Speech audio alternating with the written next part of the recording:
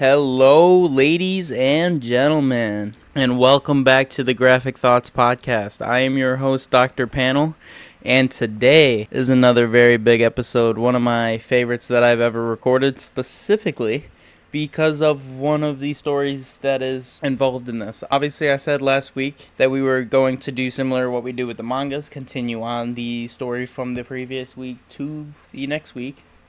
So last week for the comic book episode, we did the first part of Ultimate Fantastic Four, which was the first three arcs. Well, the first three legitimate arcs. I kind of combined the first one with the second one, and then just did the next two. But we will now be doing the following arcs, which are... The first one is Crossover, which is the introduction of the Marvel Zombies into the Marvel Cinematic Universe. Sorry, that's my cousin's dog you're hearing in the background. He's not too happy about being in his crate. But there's that, and then then the next big story arc is the Tomb of Namour. Obviously, that's the introduction of Namour into the Ultimate Marvel Cinematic Universe. The Ultimate Marvel Universe. Why did I say cinematic? That's stupid. And then directly following the Namour situation, we have President Thor, which is a couple-part series. So we'll get through all of those. All of them are very different in their own right, completely different stories that kind of shape the characters. Shortly after this is when the art style changes in these books, and I am very much not a fan of it, so I didn't read. I think I stopped at book 45, and I haven't read much more past that. I will finish this because it is only 60 books. And I figure we can do the whole thing for the podcast, and that'd be cool, but I ain't going to do that right now. I ain't going to get to that for a little bit. Like always, I want to thank everybody that's been supporting the podcast. It means the absolute world. I want to thank everybody that is following on YouTube. Obviously, the episodes come up a little bit later on YouTube than they do on Spotify, but if you aren't a fan of Spotify, don't use Spotify, or Spotify is not available, whatever the case is, you can always go listen and watch on YouTube. But that's enough jibba-jabbing. Let's get right into this breakdown with part 1, which is Crossover. That would be book 21 to book 23, I believe. Like I said, it is the introduction of Marvel Zombies to the Marvel Cinematic Universe. The Marvel Zombies comic line, I think it's a 5-book issue, and then there's like 4 or 5 of them that come out in a couple of years of each other. That's a continuation of what happens in these books, introducing these zombie characters. This is where they debut, so this is a very big story, and I can't wait to get into it, so let's jump right in. Alrighty, so like I was saying, this is obviously one of the biggest, most impactful arcs in the Ultimate Universe, especially in the Ultimate Fantastic Four. Obviously, it led to the Marvel Zombie comic books, and then later on in the Cinematic Universe, it led to the Marvel Zombies What If. So it's led to a lot of cool concepts and cool ideas. I was hoping that we sometime, and I haven't read all the Marvel Zombies, so we could have at some point, but we got a preview, if that makes sense, because when we got to, we'll get into it, but basically how it all happened, to like how the zombies outbreak and apocalypse actually started and how it all went. That would be nice to see. We kind of saw it, but we didn't really see it, and they might hint at it, but I guess we'll see. But this is definitely, even if it wasn't impactful, like it had a lot of impact on the Marvel Universe, it's definitely one of the most memorable stories in the Ultimate Universe, mainly because I don't think there's really much other stories that's going to stick with you as much as this one. It was quite a fucking holy shit moment. So this arc introduces a parallel universe where all Marvel zombies are... all Marvel heroes are zombies, rather. And they've already eaten most of humanity. This story directly leads into the famous Marvel Zombies story arc, like I was saying. Like I said earlier, it is issues 21 to 23. Issue 21 starts it off for us. The Fantastic Four detect a dimensional anomaly. A man appears, Magneto. He is injured, he is terrified, and he is very, very desperate. He looks like he's been through hell. He warns them that their world is about to be invaded by something horrific. They're not too sure what it is. They don't... Obviously, it's just kind of a distress call from out of nowhere. So they're very much taken aback. This leads, obviously, Reed's curiosity, his most fatal flaw, specifically in the Ultimate Universe. Reed Richards is intrigued. He's not very much scared in any way. He studies the dimensional breach, and he starts communicating with another Reed Richards from the universe that this came from. Little notes here. Probably where he should have probably thought, maybe this isn't a good idea. If he got this warning that there's something horrific coming, and then he reaches out to this other thing, maybe just don't trust on it. Like, maybe just don't trust. If you already had a warning about this place, you reaching out and just trusting the first person you come in contact with, kind of crazy.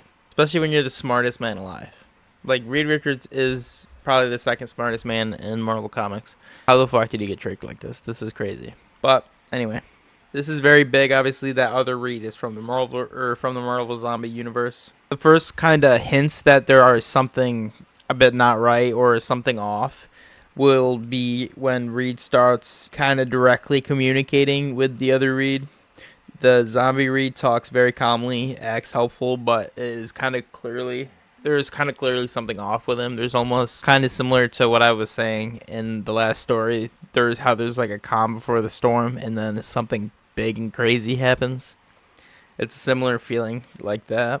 Meanwhile, Magneto begs them to shut it down. He begs them to stop. Sue Storm is very suspicious. She doesn't trust the situation. She pushes Reed to stop. She very much, similar to previous times this has happened in this book, where Reed just keeps reaching for the stars, and Sue's the one that's there like, hey, maybe this isn't a good idea, maybe this isn't a good idea, maybe this isn't a good idea, and then eventually she ends up being right. So, but Reed ignores her. Classic Ultimate Reed flaw. His ego plus curiosity equals no caution. He doesn't think about any of the danger, any of the outcomes other than what he wants to end up coming out of it, because he thinks he's too damn smart to fuck up, basically. And that's why at the end of the day he blamed Victor for when the teleporter malfunctioned in the beginning. It's been pretty hinted at that it wasn't Victor fucking up, that was him fucking up. He just doesn't seem to be able to get past these flaws. No matter how many times this lesson gets taught to him, or he seems like he should have learned this lesson, he doesn't seem to learn it. Slowly, Reed, with the help of the other Reed from the other universe, starts building basically a door to go to the zombie universe. Obviously, he doesn't know it's a zombie universe yet, but that's what his plan is, to go there and be able to communicate with them in person, obviously.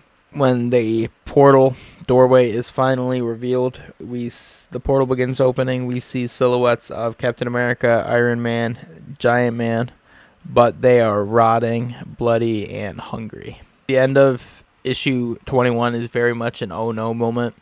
The last thing we see is basically all the zombies standing in front of Reed Richards by himself on this parallel universe that he's not used to, has no idea what it is, no idea what's going on.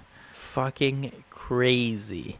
It is absolutely crazy. Obviously, with everything they've been with Magneto, and then with how off Reed sounded, they were hinting at something being kind of what the hell's gonna go on here. But the reveal of the zombies was crazy, and I didn't read this prior to rereading these for the thing, because originally I read about the first three, and then I was shortly before this is when I stopped. First three arcs, I mean.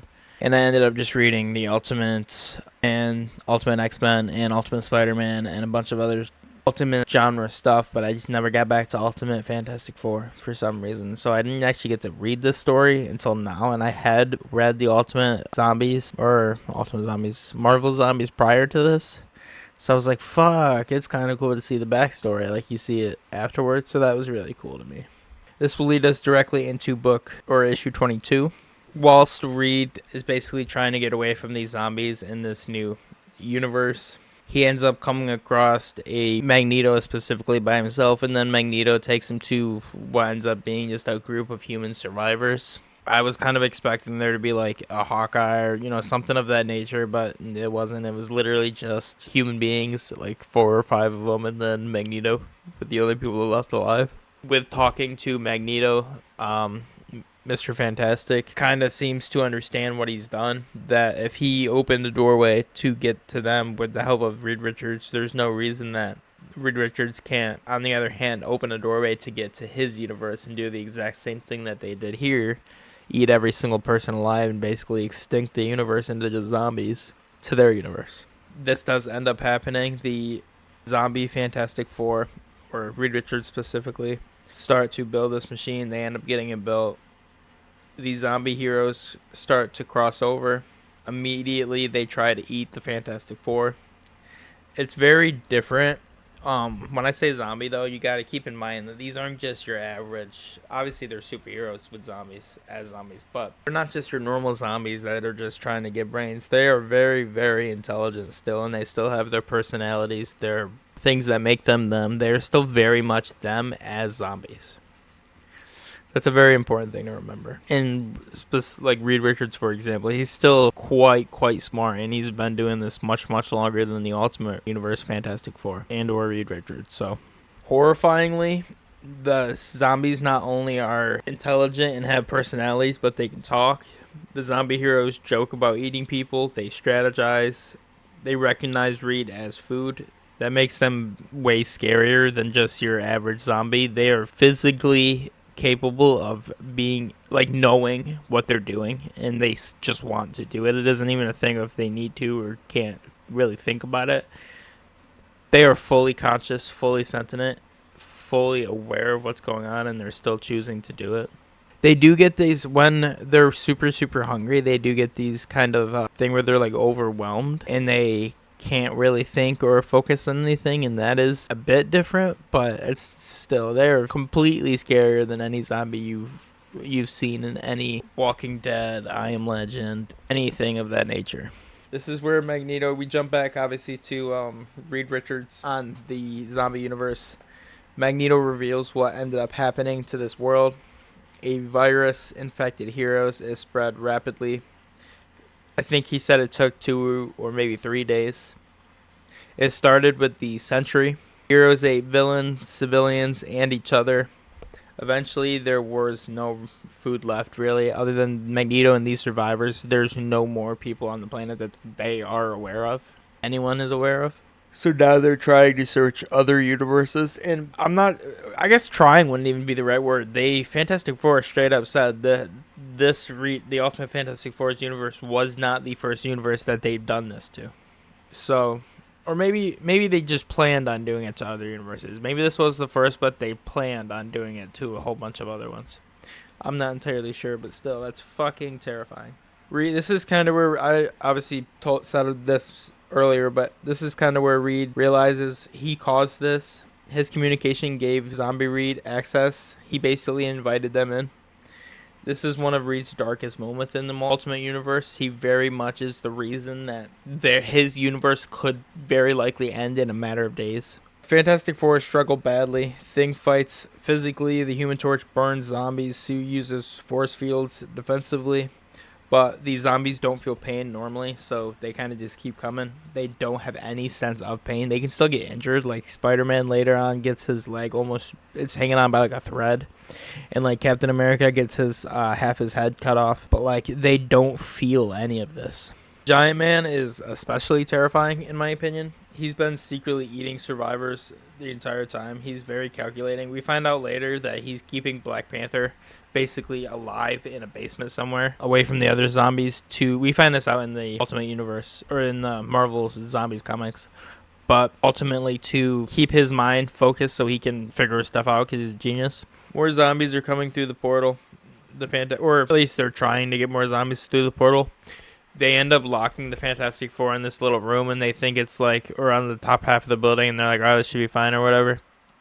But they don't realize that they're basically locking them up there and locking themselves out and leaving them with all this technology and stuff that Reed can build a portal to try and get everybody else, all the other zombies through.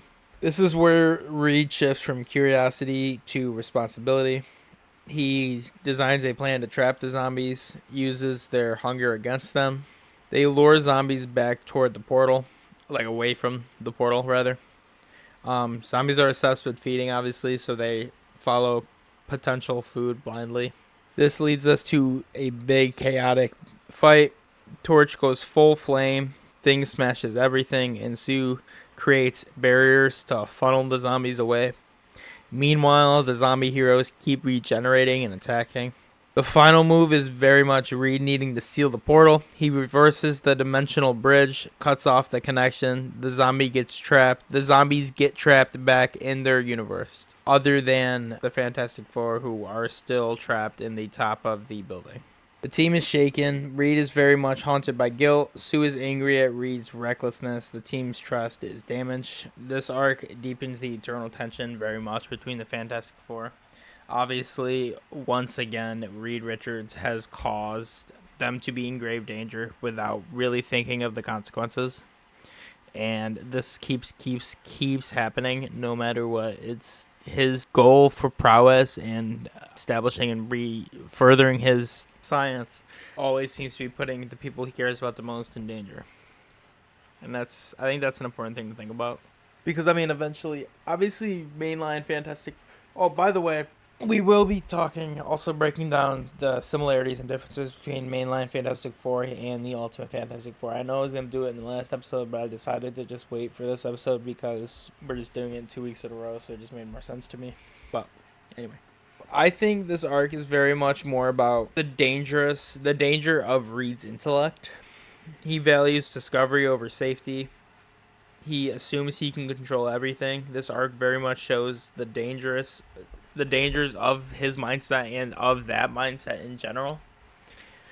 Obviously, if you do these things with reckless abandon and just keep putting people in danger, eventually you're going to run out of luck and these people are going to get hurt. And then I think the zombies themselves hit really, really hard in this arc, specifically because they're not just random people. Seeing icons like Captain America, Iron Man, Spider-Man, Giant Man, people like that, Black Widow, people like these people as monsters hits hard because they still act like themselves. We are seeing the characters that we've looked up to and believed in and always supported be truly, truly the worst absolute versions of themselves.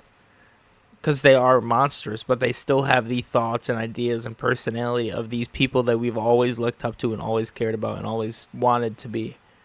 It's truly fucking terrifying. This arc is important for a couple different reasons. Specifically, it launches the entire Marvel Zombies franchise. Obviously, like I said, we got a whole bunch of Marvel Zombies things after this. Let me look real quick, actually.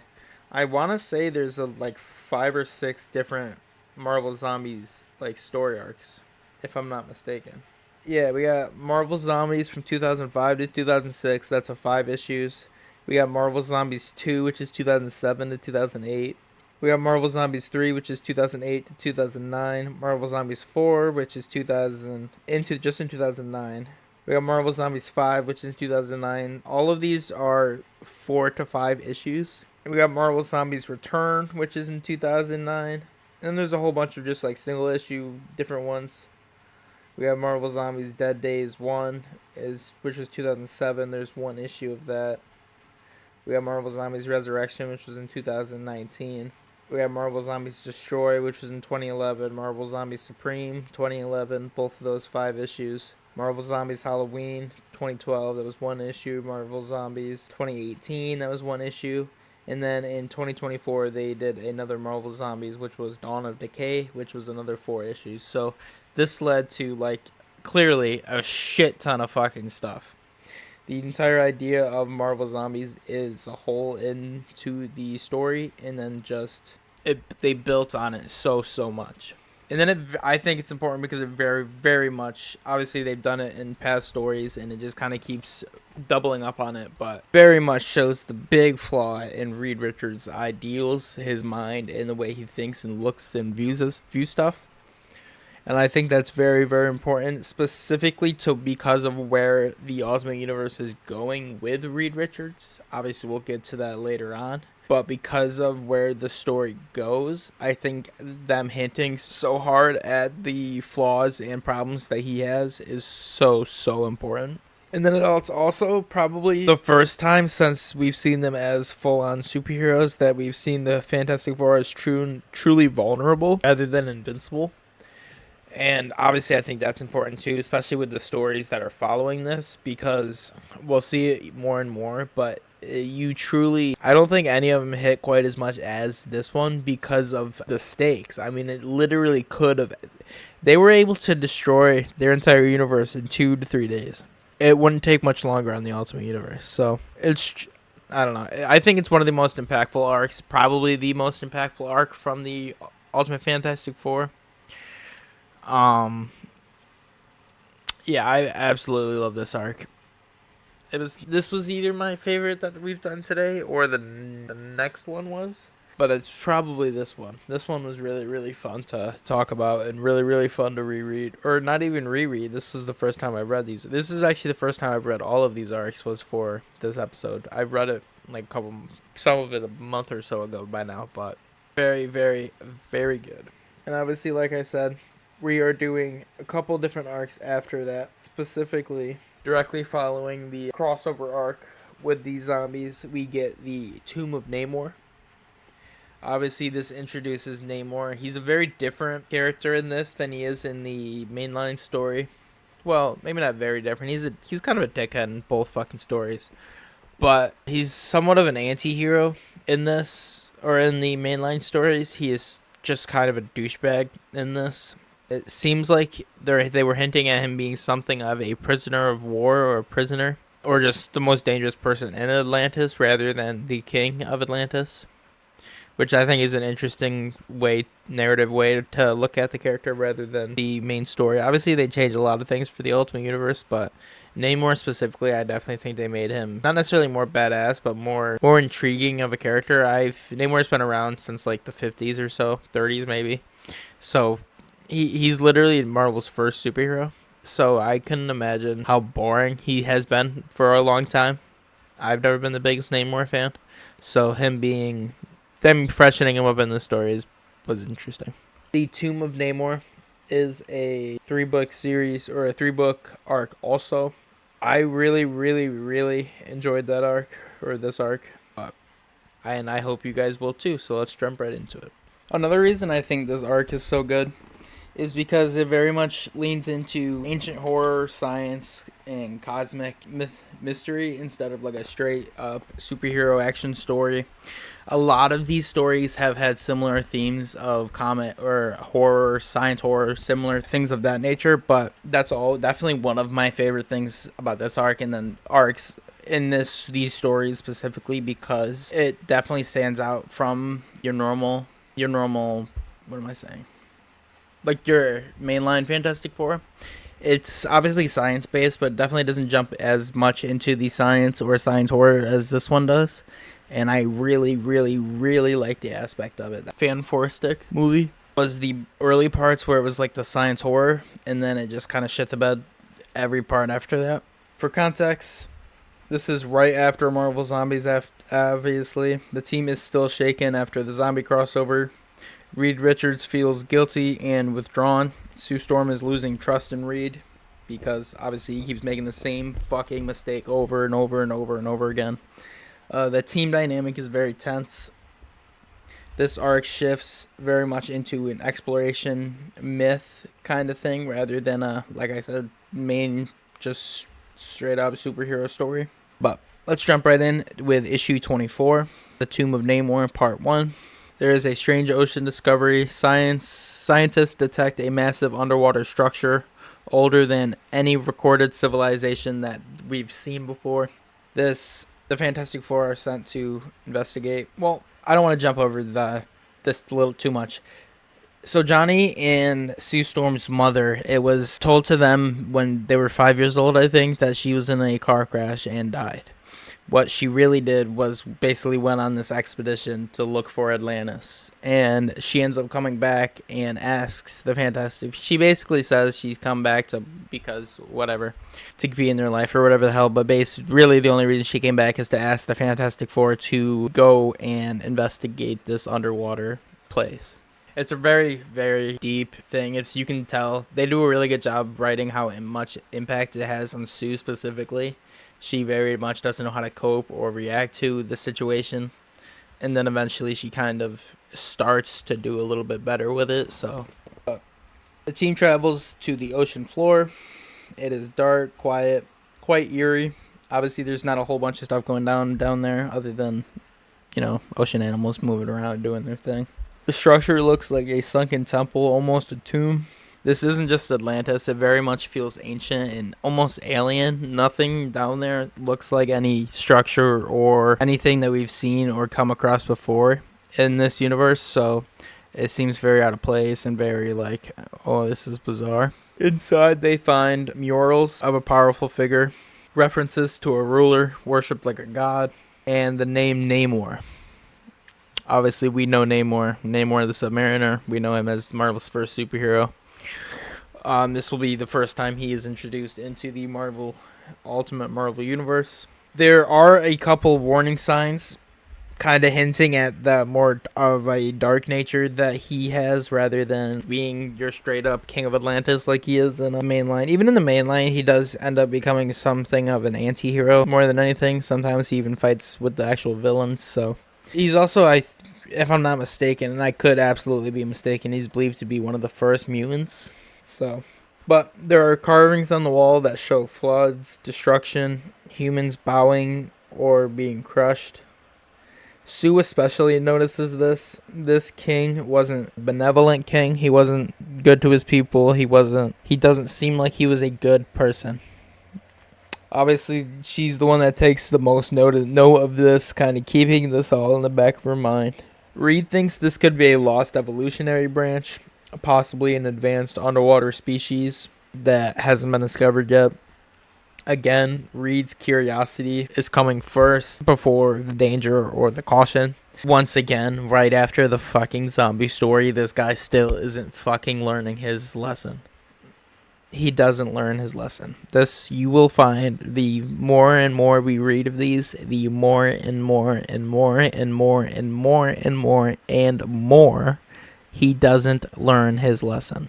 It is one of the most aggravating things about the story, and I do think they're doing a good job building to where the story is going with this character being so flawed.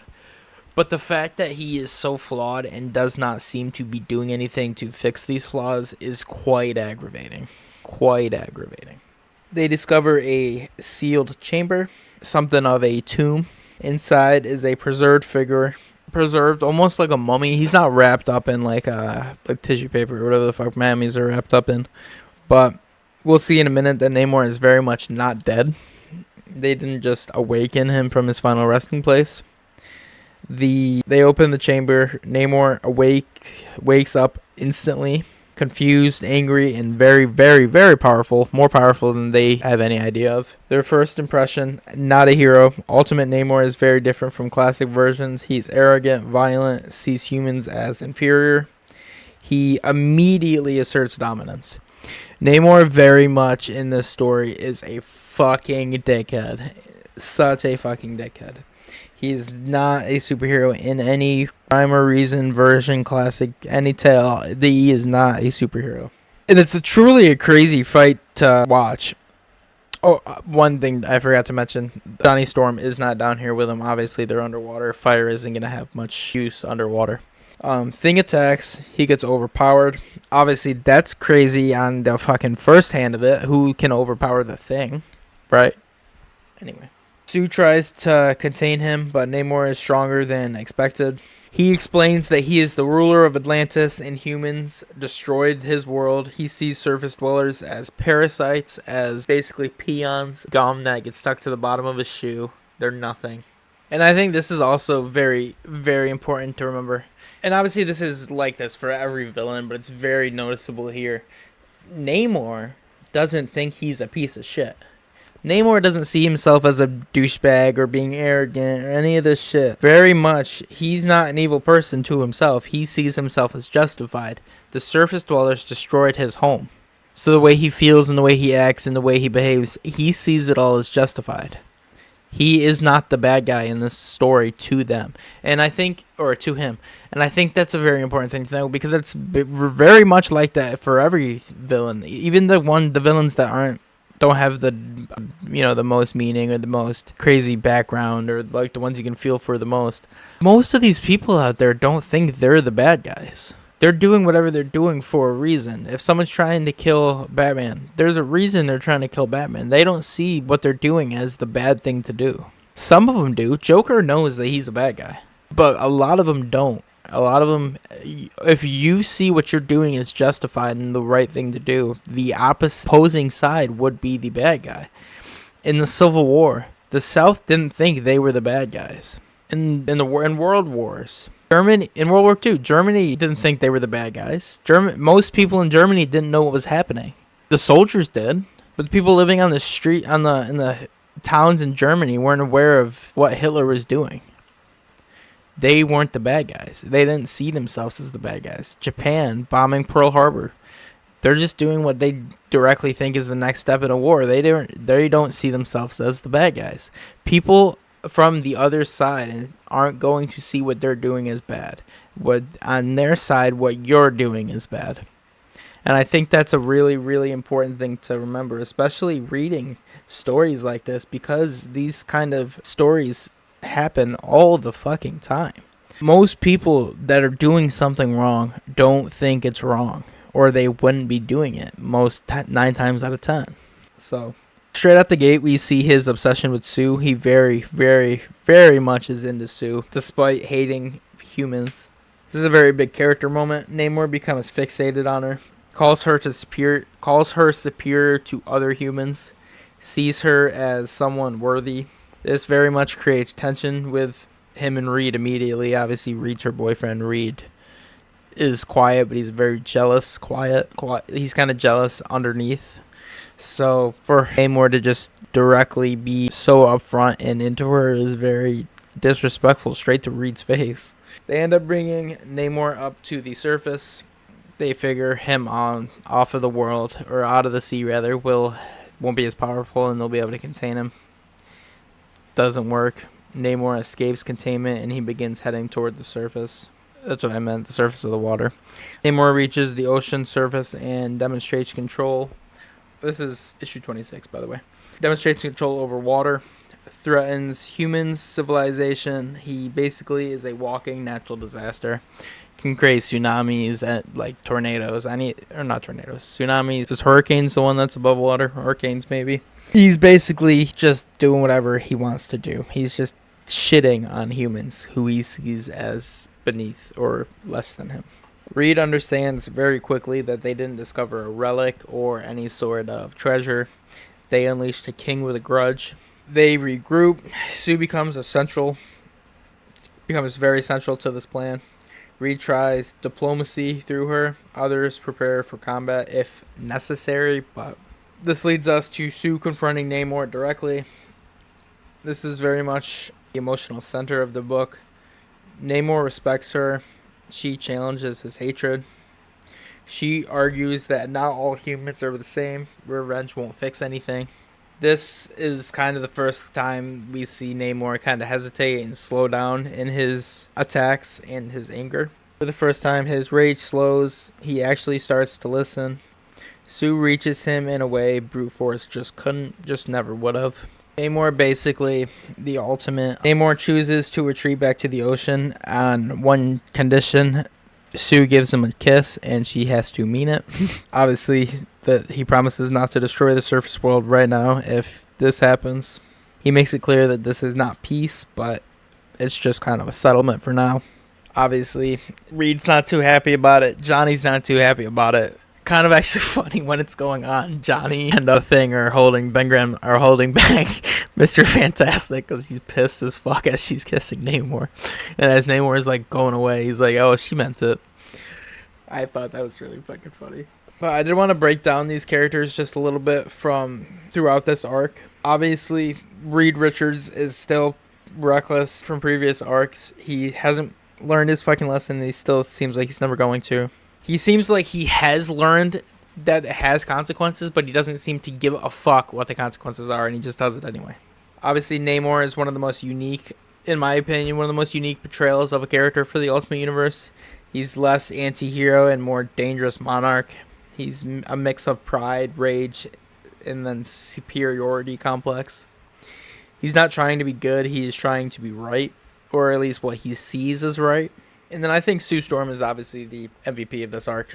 She's kind of the only reason Namor ended up leaving. She's kind of the whole thing holding this whole arc together. So we'll throw her the MVP ribbon. But I think this is a really, really cool story. definitely a cool way to do Namor. Definitely different. One of the probably the biggest differences from a normal character to an ultimate character is Namor. And I'm not saying that as like that's a bad thing. It's very much a good thing. They did a very good job with it. But it is very noticeable. Even in just his costume. Very, very noticeable difference. So, but that will lead us into the next arc, which is probably, I don't want to say it's the least interesting arc out of all of these ones. I do think it's a very interesting arc. I think the concept of it is a bit flawed, and just the idea of it, they could have possibly done a little bit better, but I'll get into that when we get into it. But this will be issue 27, 28, and 29. It is President Thor. It's basically an Elseworld story, kind of a what if this happened, this is what could have happened kind of story. And I do always like stories like that. It's just specifically the way they did this story. I think they could have done it a little bit better. But that's also could just be me nitpicking, to be fair. So, I don't know. But let's jump right into it. So actually, before I jump into the President Thor story arc, I thought it'd be fun to break that up a little bit with... Sorry, my cousin's dog is right next to me. I see you. I think this is one of the most interesting comparisons in the Marvel, because of the Ultimate Universe, was designed to modernize or reinterpret the classic characters. I think they did a very good job with the Fantastic Four specifically at doing that. Obviously, in the main Marvel Universe, Earth 616, classic continuity since the 1960s. We got traditional superheroes. It was created by Stan Lee and Jack Kirby. Obviously, this is the original Fantastic Four as we know them. Opposed to the Ultimate Universe, it is a modern rebirth in the 2000s. It is Earth 1610. It's much more grounded. It is darker. It's more realistic in tone and in art style. Obviously, this is the Ultimate Fantastic Four. The origin of each team is a bit different. In the main Fantastic Four, they are adults on a space mission. Cosmic rays give them powers. It's very much a classic sci-fi kind of story. In the Ultimate Fantastic Four, they are teen genius level kids. Government-funded experiment gone wrong. Heavy science tech explanation. This is much more of a difference. The main exploration adventure, and then the Ultimate Lab experiment disaster. Obviously, it's a much more grounded story. Not everyone can go to space, so not everyone's going to connect as much to it. It's a very different story. We do end up seeing the classic side of like Ben Grimm in a spacesuit later on, which is still cool because obviously Ben, and they even hint that Ben wanted to be an astronaut because that was his big thing. But I think the biggest difference between the characters themselves is obviously Reed Richards. The main Reed Richards in the main canon universe, he's a mature, responsible leader, loving but flawed husband, and he's very morally grounded. He's definitely more of a character that you can look up to. He's not as flawed, not as keeps making the same mistakes over and over and over and over and over. Ultimate Reed Richards, on the other hand, is very socially awkward, emotionally distant. He's obsessive and arrogant. He makes dangerous decisions, like Marvel Zombies, for example, or even the End Zone, which leads to a lot of fucking issues. Main Reed is more of a hero scientist, and Ultimate Reed is very much a genius with dangerous flaws. Lots of dangerous flaws. Lay down. Sue Storm. She's a bit different. I'd say she's one of the ones that are definitely the most comparable to her main character. Main Sue Storm is very much the heart of the team. Strong but traditionally supportive. She gradually becomes a very powerful leader. Later on, she very much becomes more of the leader of the Fantastic Four. Ultimate Sue Storm is more assertive from the start. She challenges Reed constantly. She's definitely more of a independent person in the Ultimate Universe than she is in the main comics, but I think her and Johnny are definitely the most similar to their mainline counterpart. She's very often the moral center of the team. Ultimate Sue is more independent and is very much less defined by Reed Richards as a character and is more defined by herself rather than that, which I think is a really cool way to do that.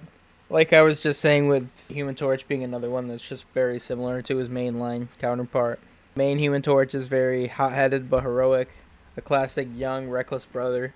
Ultimate Fantastic Four or Ultimate Human Torch Fantastic Four is more immature and fame driven, loves attention and celebrity life. Still heroic, but less disciplined. He's much more like a modern teenager with powers. Obviously, it's kind of. I'd very much just look at Ultimate Fantastic Four's Johnny Storm as mainline Johnny Storm if he got his powers when he was much younger. I don't think he would act much different. He's very much a similar character. Not much different in any way. Especially similar or compared to characters like Reed or even The Thing. And we'll get to The Thing here in a minute, but that are noticeably they're more flawed or more character driven in a certain direction than in their previous counterpart. And like I said, we're going to get to The Thing. Here we are on The Thing. Mainline Thing is tragic but confident. He has a strong sense of humor and accepts his role over time. Ultimate Thing is much more insecure, struggles deeply with his appearance, feels like an outsider. It's a much more emotional and grounded portrayal. We very much see the emotional and like mental effects on him that this took on him rather than just the physical, which I think they did a really, really, really good job with, especially getting you to connect with that character. They did such a fucking good job with The Thing in the Ultimate Universe, in my opinion. I'd argue that he's probably the best done character out of all of them. I think because of where they went with Reed Richards later on, and obviously we'll get to that later on, I think that Reed's done very well, but I think Ben, for his character in general, not even building up to what his character becomes, is just done the absolute best. It is absolutely amazing how they did it, so probably my favorite interpretation of any character. That'll lead us to probably the last main character that we are going to talk about, which will be Doctor Doom. Main Doctor Doom is a monarch of Latveria. His powers are a mix of science and magic. He's a very regal and calculating villain. In the Ultimate Universe, his body is mutated. He has goat-like legs. His entire body is basically just metal. A hint that his insides are also just metal. A very much more horror-based design.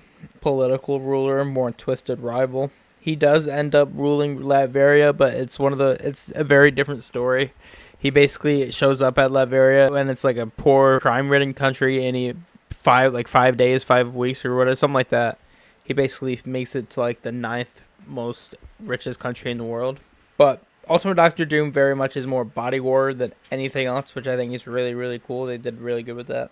And then the tones specifically are very different for these stories. Obviously, the mainline Fantastic Four is very much bright adventures, cosmic exploration, family-first storytelling. Think space gods, alternate dimensions, big imagination, things like that. It's always been a very large and just open universe. It's never been super grounded. Obviously, the Ultimate Fantastic Four is a much darker, more grounded universe, focused on consequences, sci-fi, horror elements. They very much focus on the consequences and the things that lead from the actions that they take. Like, obviously, them entering the end zone gave them their powers, and then things they did after that led to all these things happening, led to the almost zombie apocalypse, led to, like, all this stuff happening. Examples is obviously the zombie universe, Namor as a threat, and then the dystopian Thor world that we obviously are going to get to here in a minute.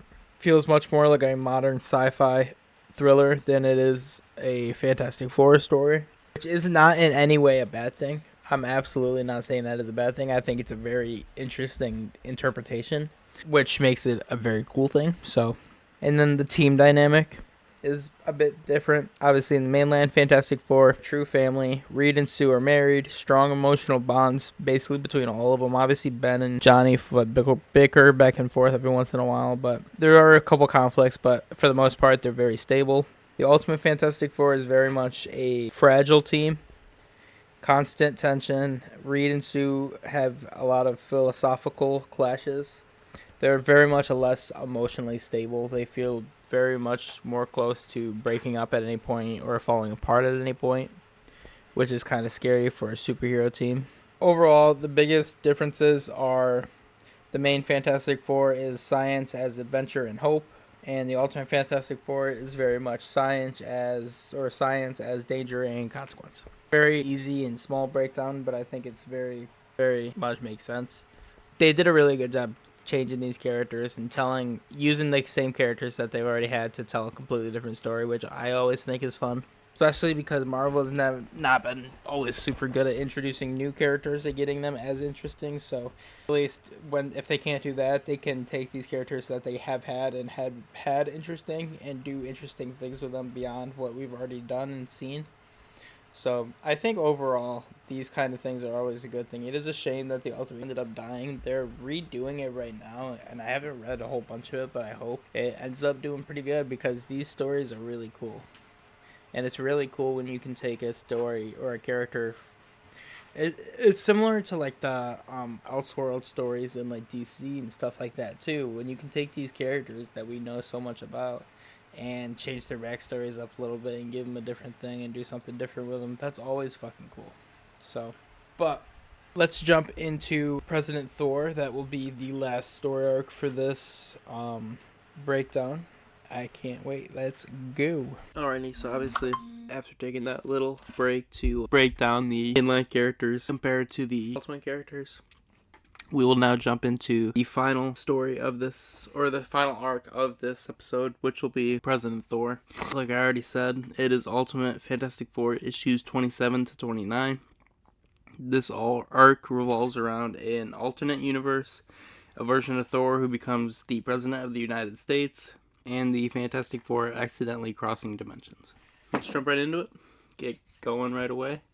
We're going to start here with issues 27. The opening scene, the team of Reed Richards, Sue Storm, Johnny Storm, and Ben Grimm, obviously the Fantastic Four, they are experimenting with dimensional travel tech. Something goes wrong and they get pulled into another universe. The first signs that something is a little bit off is that where they landed seems to be Earth. It looks like Earth, looks a lot like where they live, where they've been. Although this world is more advanced and militarized, there's a heavy government control. Superheroes are very much treated differently in this world. They discover that Thor is the President of the United States. He rules with a mix of godlike authority and political control, or political power rather. This version of Thor is much more authoritarian than your average incarnation of Thor. Or even if you read the Ultimate comic book runs and you read Thor from that, he's very much more authoritarian even from that. So, very, very different characterization here. Obviously, it's a bit of years into the future, and it's also a parallel universe in the Ultimate Universe, so it's already going to be...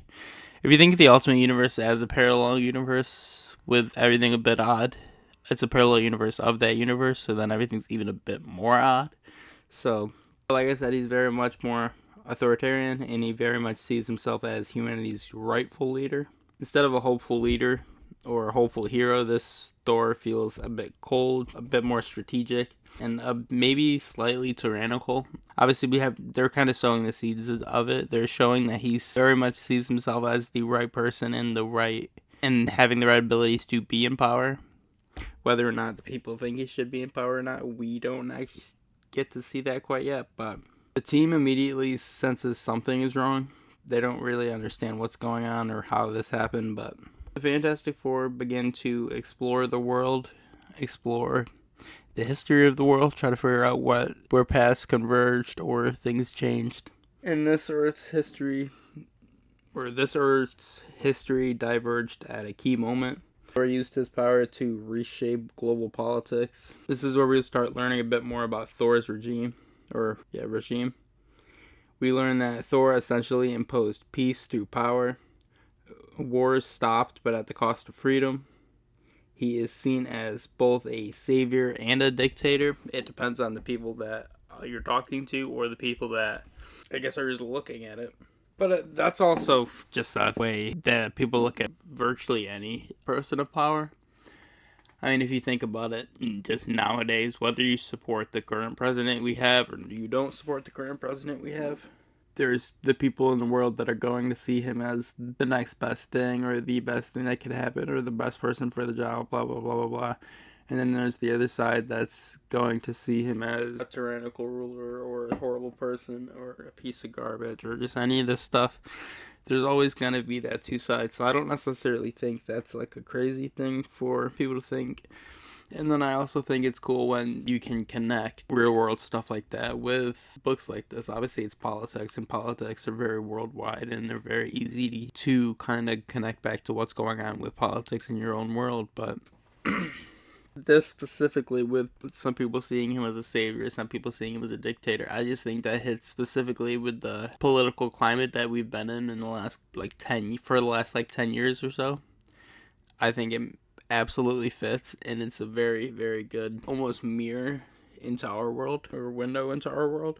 This leads us kind of directly into the first real clash of the book. It's more of an ideological clash than it is a physical clash. Reed believes that free will, science, and progress, believes in science, free will, and progress. Thor believes in order, strength, and destiny. This becomes kind of the emotional arc of the entire story, kind of figuring out what's the reason for all of this. But I think it's important to remember also, obviously this is the first time I'm going to be mentioning them, but whilst all this is happening, whilst Reed Richards and Thor are having this little clash with their ideologies and trying to figure out what's going on and seeing the world in these different ways, there's also the entire thing with the scrolls happening, their manipulation of reality, and how they engineered this world as a controlled system.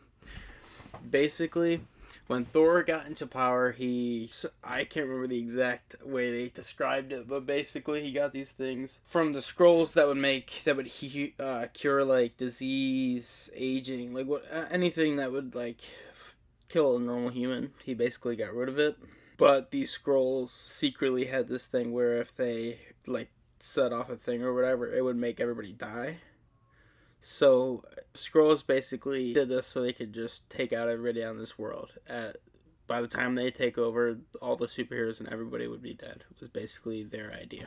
This is issue 28 is very much where Reed kind of starts understanding and seeing what's going on with the scrolls. Not necessarily with the scrolls specifically, but he kind of realizes that this world didn't evolve naturally into this. Thousands of superheroes everywhere, everybody basically having superpowers, other than Ben Grimm, and that'll be important later. But it was designed this way. It was very much set up to be this way. The scrolls in this universe are not just shapeshifters, they're more like social engineers, quietly guiding civilizations toward perfection, or what they see to be perfection. They believe that chaos equals weakness and freedom equals instability. So they manipulate events, influence leaders, and create an ideal society. Why Thor? I think is a very important thing. They didn't just randomly pick him. They chose Thor because he already is seen as a god. People trust Thor. People look up to Thor. He has an overwhelming power that people can't help but to be in awe of. So he's kind of a perfect candidate for this global order that they're trying to do. And I think the darkest part of it is Thor does not seem to even realize how much he's been influenced or how much of his rise was engineered by the scrolls entirely. He seems very much to be kind of on the outskirts and on the outside of it. This leads us directly into issue 29. The team realizes that Thor is the face of power, but the scrolls are the system behind it. He's the ruler, but they're the architects. They are building this entire thing. He's just kind of the face on it. This very much becomes a three-way clash. Reed standing for freedom, imperfection, and just the human choice. Thor very much standing for order, strength, and destiny.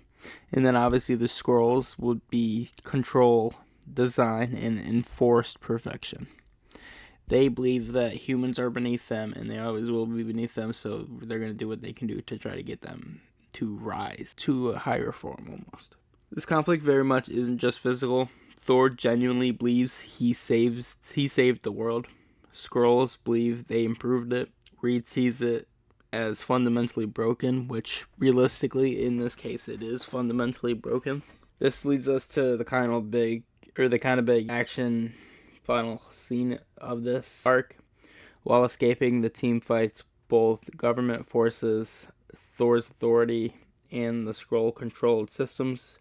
Johnny and Ben handle brute force, super attacks, and Reed focuses on the escape. For a minute, before we get to the editing of the arc, I did want to focus, kind of narrow in on Ben Grimm's role he's kind of the heart of this entire story.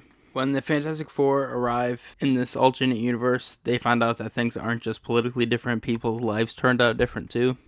In this reality, Ben was never transformed into the Thing. He stayed fully human. His life followed a completely different path.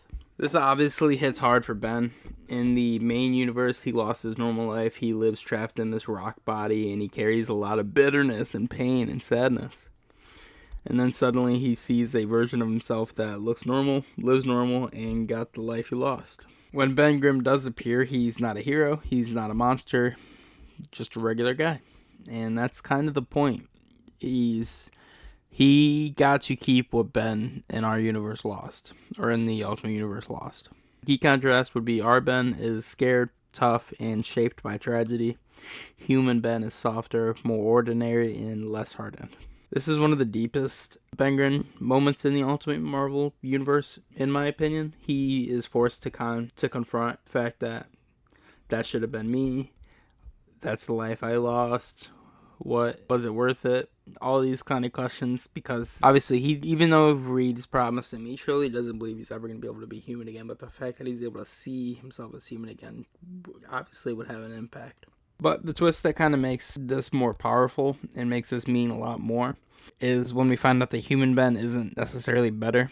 He is less confident, less battle-tested, less defined. Meanwhile, Ben we follow, even as the Thing, is stronger mentally, more resilient, and he's just more of himself. You can tell he's more comfortable being himself, if that makes sense. Mainly because he doesn't really have another choice. This ties directly into the Scrulls theme. This world tries to create ideal outcomes, perfect lives, so yeah, Ben staying human looks like a better result, but it's actually just another version of a controlled perfection. This obviously ends up mattering. Like I said, he is super important in the kind of the outcome of this story. By the time everything goes down, Reed is thinking about reality. The team is trying to escape. Ben is dealing with something personal, choosing who he is or who he could have been. And without a big speech, he essentially chooses, this is my life, I'm sticking with it.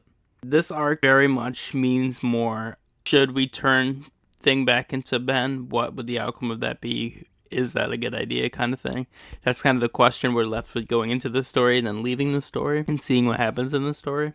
Obviously, it's called President Thor, and it's very much about this Elseworld or alternate universe story, but the core elements and the core aspect of the story is very much about Ben Grimm. Human Ben very much represents the road not taken. He is quite literally Ben's lost future, a what-if version of his life. It's very much of illusion of a better life. At first glance, being human might seem better, but the story shows that it doesn't automatically mean it's happy. He is happier or stronger in any way. I think the real message of the story is you are shaped by your struggles. Removing the struggles from your life will ideologically change who you are, and it's not always for the best. The storyline very much does something rare for comics. It doesn't just show Ben suffering, it shows him confronting what he's lost, and more importantly, he's accepting what he's lost. It's very much about Ben very much goes through just about every stage of grief in this book. And I don't know, I've always thought they did such an excellent job writing this story. Obviously, just with Thor being the president, that's a cool little thing, and then obviously with everything else going on, this deep and dark story for the Thing, and Thing's always been one of my favorite characters, so it was so fucking cool. The story ends with them reopening a portal and escaping back to their universe. The Scrulls in this arc very much represent, unlike typical portrayals of the Scrulls, they are not just invaders, they are strategists, philosophers, cultural manipulators. They very, very much went into this with a plan of what they're going to do and how they're going to do it, and tried to their fullest to execute that plan. They look at themselves as perfect world builders. They remove conflict, eliminate unpredictability, and create controlled utopias. The cost of their system is quite great, though. They remove freedom, identity, and true humanity.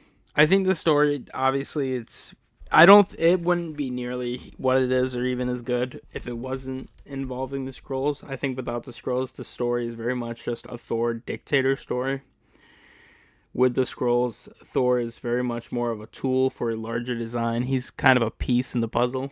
This makes the story a lot deeper. Is he responsible, or was he shaped into this role? It kind of leaves us with that lasting question too. So overall, this story leaves you with a lot of things to kind of think about. This arc very much isn't just about alternate reality or evil Thor. It's about who should shape society. Can perfection exist without freedom? And whether control disguised as peace is still oppression. Obviously, these are important things, and even some of these things you can kind of relate back to whatever, like real life. So always cool when that stuff happens. That will be it for these 3 arcs. It won't be the next episode, but in a couple weeks we'll probably get back to the finishing up Fantastic Four, Ultimate Fantastic Four. We'll do the next 3 arcs. The next one's really fucking cool, so I'm excited for that. Kind of excited for that. They changed the art style in the next couple stories after the next arc, and I don't like the art style. I don't think it fits the world at all, and it really bothered me. They haven't gotten back to the normal art style yet, and I'm about 7 books on past that, so hopefully they do soon, because God, I hit it. But other than that, I'm pretty excited for it. But that'll do it for this breakdown of Fantastic Four's 4th, 5th, and 6th arc. Obviously, it was the Marvel Zombies one, the introduction of Namor, and then President Thor, or the alternate universe that introduces the scrulls, and kind of very much creates the character of Ben Grimm in your heart. But that's going to be it for this breakdown. Alrighty, but that is going to do it for today's breakdown. There is a little bit of news. Obviously, the bonus episode for Fullmetal Alchemist is supposed to have been out last week. I've been done with it for a while. I'll be honest with you guys, I just completely forgot about it. So once, I'll probably have that posted up Wednesday or Thursday, and we'll be back to our normal episodes. The Tarzan, let me give you a date specifically for this. The Tarzan episode will be up, 1 second. The Tarzan episode will be up on the 15th. The first part of the Tarzan episode will be up on the 15th. And the second part of the Tarzan episode will be up on the 22nd. Just keep that in mind. Or no, sorry. The second part will probably be up on the 29th or the 30th. The first part will be on the 15th, though, so keep that in mind. And then, like I just said, the Fullmetal Alchemist bonus episode will probably be up on the 8th or 9th this week. And then, obviously, like normal, Friday will be our manga episode. We are doing Fullmetal Alchemist also. So, excited for that. Obviously, we're going to be doing a whole bunch of other stuff. I know we've been doing similar things for a while now, and we are obviously going to be doing similar things forever. That's kind of the whole point of this thing, is to break down these similar stories. But for the next manga episode, after the next manga episode, we are going to be doing a different manga. And then same with the next comic book episode, it'll be a completely different comic book arc. Honestly, I think it's going to be a DC one. I already have the one in mind, so it'll be a surprise for you. But yeah, this one is obviously coming up on Monday, like every comic book episode. It'll be up on YouTube 2 days from when it comes up here on Spotify, so keep an eye on that if you prefer YouTube. Obviously, the YouTube's been kind of crushing it. So is the Spotify, but the YouTube's been crushing it. Very much appreciate that. So everybody keep it up, and I hope to see everybody listening and excited for the next couple episodes. So let's do it. That will be all for this day's episode, and Dr. Panel out.